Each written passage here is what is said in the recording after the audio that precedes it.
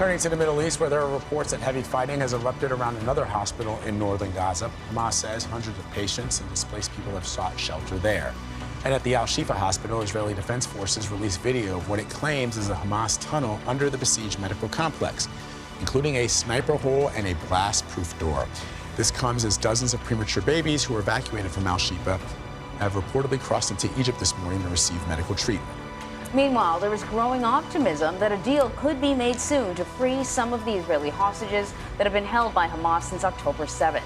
Here's what Deputy National Security Advisor John Feiner told CBS News' Margaret Brennan yesterday on Face the Nation. We believe we are closer than we have been to reaching a final agreement, but that on an issue as sensitive as this and as challenging as this, the mantra that nothing is agreed until everything is agreed really does apply, and we do not yet have an agreement in place. And so until that is the case, we're not going to lay out all the details in public. All right, so CBS News senior foreign correspondent Holly Williams is in Qatar and spoke with the top Hamas official about the negotiations. Holly, good morning.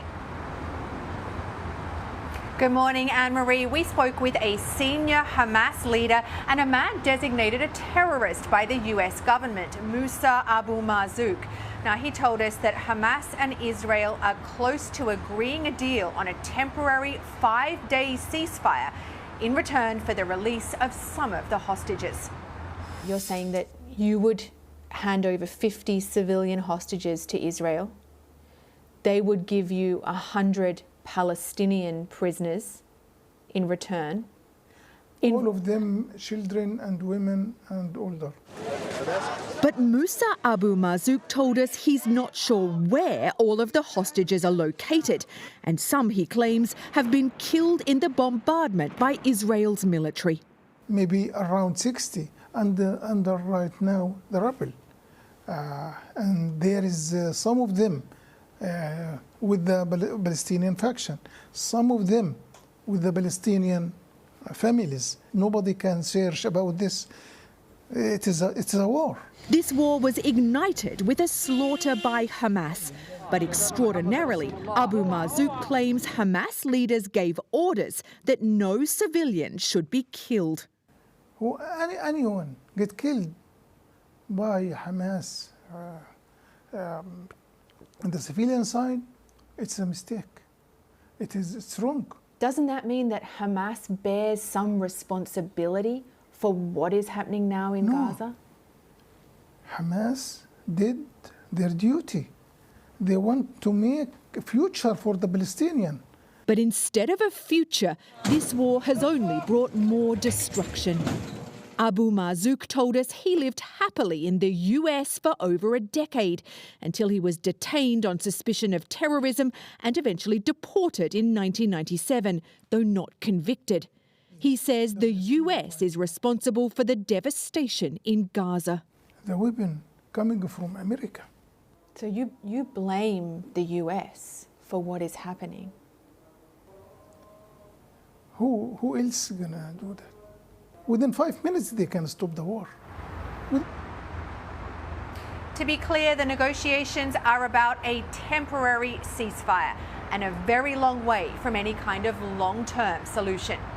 Anne-Marie. Still, Holly, that's a remarkable interview because if I recall, Hamas leadership at some point early on was denying that there were any civilians that were sort of caught up in this at all by Hamas, that no civilians were killed, and they were sort of saying that they're all part of the Israeli military. So an acknowledgement that civilians were caught and it's wrong is an interesting, it's sort of a step that we haven't seen before.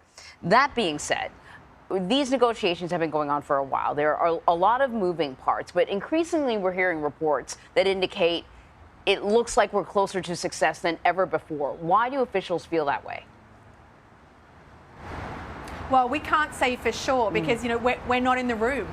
These negotiations are obviously not held in public. But I think the fact that Hamas is talking to us about this, is talking about it publicly, shows that they really do think they're close. Now, thinking about those numbers that they're giving us, a 5-day ceasefire, 50 civilian hostages that they say they could release. They say in return they're wanting or expecting to get 100 Palestinian prisoners, all of them elderly, female or children. Now, are those the exact numbers that we'll end up with? Obviously, that we don't know. But those are pretty clearly the contours of an agreement that Hamas believes that it can sign up to. I think the other thing to remember is that there is a lot of international pressure, especially on Israel, to come through with a pause in the deadly fighting so that more aid can get into the Gaza Strip. All right, so that's just about a pause for humanitarian aid to get in.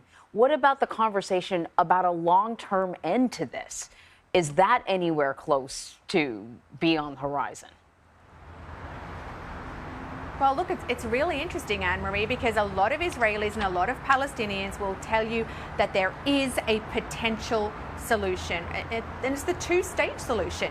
You know, it's a separate Palestinian state in the West Bank and Gaza based on 1967 borders. In fact, some people in the region will tell you that that is the only possible long-term security guarantee for the region, the only hope for stopping the kind of endless cycle of wars. That said, the current government of Israel doesn't seem particularly motivated to pursue that. And when we asked Moussa Abu Marzouk about a two-state solution, he said that he didn't want a two-state solution. He wanted an end to the state of Israel. He wants a one-state solution. I think the bottom line is that Israel and the Palestinians have been locked in a cycle of violence for decades. And there are many people in this region who will tell you that that is really frustrating because they believe that there is a potential solution on the table, but there are powerful people on both sides who won't agree to it. All right, Holly Williams, thank you so much, Holly.